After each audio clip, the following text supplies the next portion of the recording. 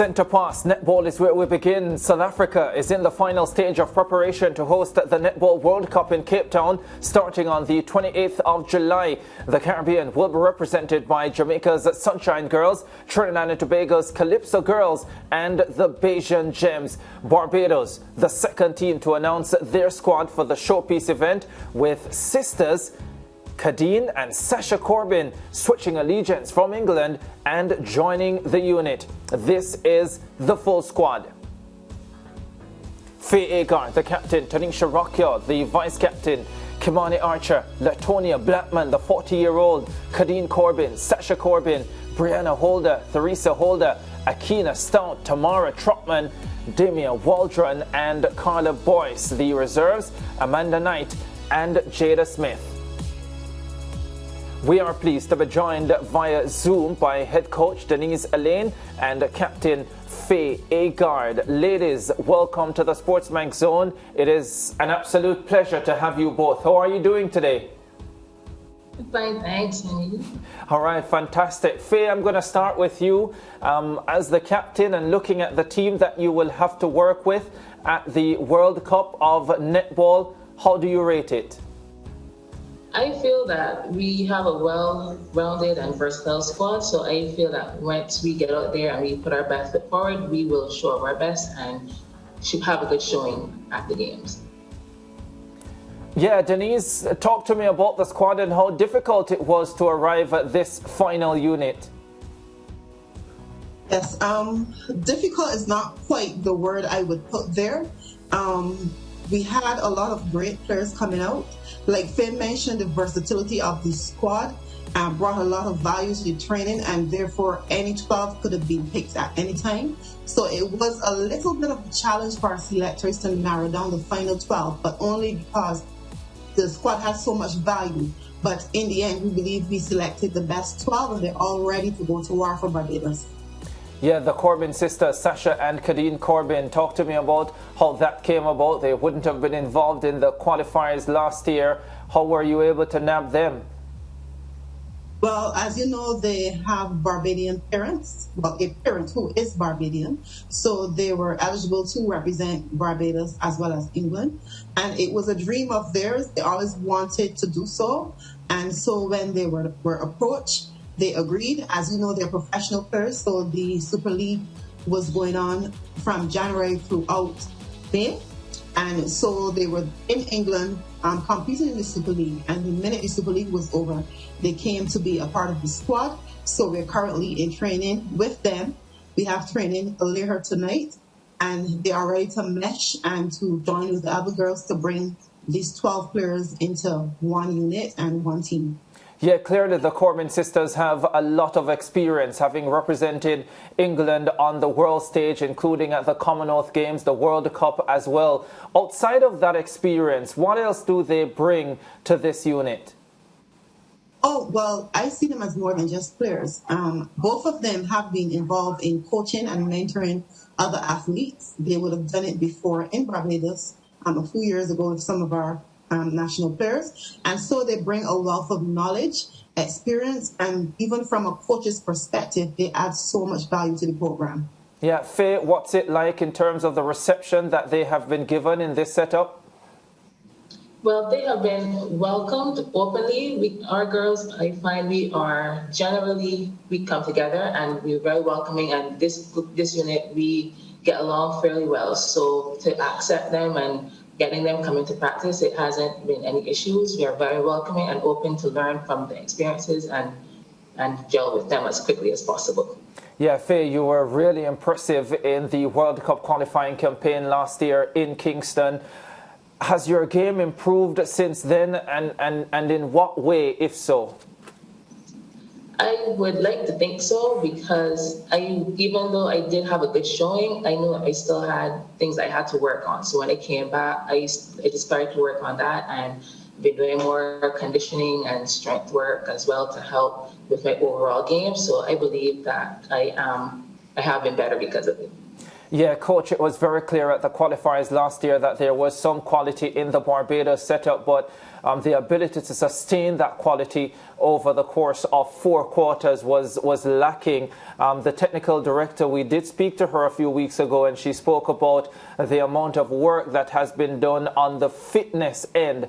How much fitter would you say that this team is right now than, let's say, 5 or 6 months ago?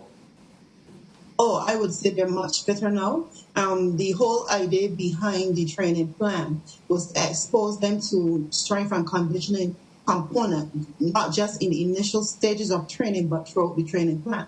So while we were going to work on maybe 2 months into the program on skill acquisition and consolidation, we still thought it was necessary to continue to go through with the strength training component, because it was not just developing those abilities, but maintaining, helping them to run on the court, jump, and land safely to keep them injury-free and able to help rehabilitate any minor niggling injuries that people might acquire throughout the training. So it is an ongoing process, not just one phase in the program, but we plan to continue all the way up to when we leave, because I think fitness is paramount, and once you're fit, everything else just falls into place. Coach Aline, the Barbados team at the moment is ranked 14th in the world. Based on your current roster and the injection of the Corbin sisters, would it be reasonable to say that you think your team right now is a better team than number 14 in the world? I believe that we can have such a good showing that we can actually improve our ranking. And yes, with the addition of the Corbin sisters, I mean, there are professional players. The team has improved somewhat, and we have the ability to improve to the extent where we can actually improve our ranking. We just need to accomplish the small goals that will tie into getting us to our major goal, which is to increase and improve our ranking. Yeah, and we were just looking at some statistics there, which clearly suggested that in the past 3 decades or so, the Barbados team had been ranked in the top 10 for pretty long periods. Most notably, I think probably when you were a player yourself representing Barbados, yes. Coach. Yes, definitely, definitely. All right, talk to us, Faye, about the expectation of the team's performance here, because the Netball World Governing Body is really excited about Cape Town starting the 28th of July and the prospects for a really gripping tournament. Is the Barbados team beginning to feel that energy and the excitement of the Netball World Cup? Yes, now that the team has been officially announced and we're getting a lot closer and it's becoming more real, the girls are starting to feel it a little bit more, and we can see it coming out in practice, and the intensity is going up because we know what we're working towards. We want to find a good showing, so we're putting in that extra work and that feeling and trying to get behind it and get the right mindset so that we would have a good showing when we get there. Yeah, I know some teams will be heading to Cape Town maybe a week and a half ahead of the South Africa Netball World Cup to have a final camp and so on, to get acclimatized to the conditions there and so on. What's the travel plan and the execution of the last week of preparation for the Barbados team? Well, we are going to be traveling from Barbados on July 19th. It's going to take us 2 days to get into South Africa, and we will have just shy of a week to actually prepare. We have some practice games there planned against some of the other nations who are in fact competing. So that is going to help us with our preparation. And as you know, we are also attending the CAC games next week. So that's also kind of a stepping stone towards getting to South Africa in prime shape. So we don't have a lot of time. We have a packed roster, but the girls are up. Yeah, looking at the group, Coach Aline, that you're in, all 3 teams that you'll be facing, England, Scotland and Malawi, are top 10 rated teams. But you just said a couple of minutes ago that you think that based on your performance in Cape Town that you should be able to improve your world ranking, which does suggest that you have ticked off a couple of those as victims. I wouldn't say victims, but I will say that there are teams there that when you look at the composition of our team and their team, I believe that we can match them throughout the game. once we play our best, there's always that strong possibility, once you play with heart, that you can come out victorious. So it is not as far-fetched as it may seem. Once the girls perform to the best of their ability, I believe we can accomplish many things. Yeah, and the fact is that England, number 3 in the world at the moment, and the Corbin sisters being a part of the Barbados setup, looking from on the outside looking in, there is the expectation that they should be able to give you a very keen insight on the England culture and what they have to offer. And the Corbin sisters being in the Barbados camp now could, be an asset to strategizing for England itself. I believe so, that we can be an asset, but also we do our homework here in Barbados. So we've been exposed to many videos. Netball is all over the internet now. It's not like when I was playing where you had to wait to see a new split to see how teams do. You can actually sit and watch the games live. So you do your analysis well before you even get into the country. And you have a good idea of what the country may or may not bring. Everyone has been good so far with sharing their starting team. So you can do your research even before you actually attempt to go to the tournament. So that part is neither here nor there, but obviously they can add some value to the whole research process. Yeah, Coach Elaine, before this squad was named, one of the things I was looking to see is if Latonia Blackman would be in this squad. 40 years old, former captain. There's no doubt that she has done tremendous work for Barbados' netball over the years, but she is still 40 years old. One, was it a difficult task making the decision to take her to this World Cup? And number two, how do you see her role in South Africa this time around at what I suspect may well be her last World Cup? Choosing Latonia in this squad was a no-brainer. She came, she put in the work, she brought her experience, her expertise to the team. She is fit. She worked very hard on getting her fitness level up, just like all the other players. And she is only 40 years of age on paper, but when you see her on the court, you see just another Barbados player. Yeah. Give us some insight into what is still driving her at this stage, having done it all, been to so many Commonwealth Games, World Cups, to still want to represent the country at this level and to still be able to put in that type of work to be amongst the best players in the world? Well, Latonia is a patriot at heart. And so concluding your time with a major games like World Tournament is fitting.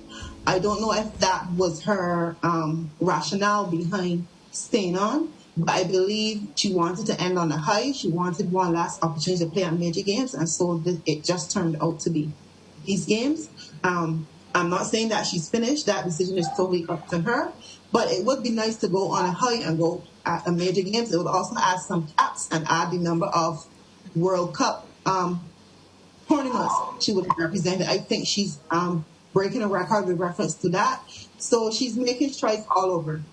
Yeah, absolutely fantastic. And as I said, she's been an amazing servant for netball in Barbados. Ladies, it's been a pleasure having you on the show this afternoon, and we wish you all the best with training later and, of course, with the CAC Games, and then following that, the World Cup in July and August. We'll be watching for sure right across the Caribbean to see how well the team does there. Thank you very much for joining us.